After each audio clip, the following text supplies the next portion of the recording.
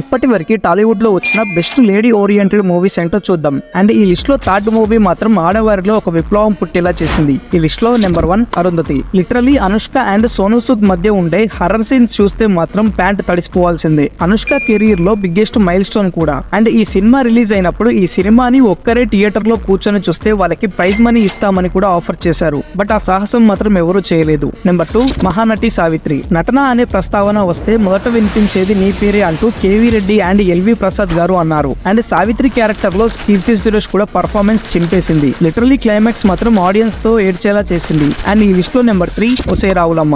మనకి స్వతంత్రం వచ్చిన తర్వాత కూడా మారుమూల గ్రామాల్లో దొరల అణచివేత ఎలా ఉంటుందో ఈ సినిమాలో క్లియర్ గా చూపించారు. అండ్ ఈ సినిమా టీవీలో వస్తే మాత్రం ఆ ఛానల్ కి సంబంధించిన టీఆర్పీ అమాంతంగా పెరిగిపోయేది. విజయశాంతి దొరల పాలనలో ఎలాంటి ప్రాబ్లమ్స్ ఫేస్ చేసింది అండ్ లాస్ట్ కి వాళ్ళని ఎలా అణచివేసింది అనేది క్లియర్ గా చూపిస్తారు ఈ మూవీలో. అలాగే మీకు తెలిసిన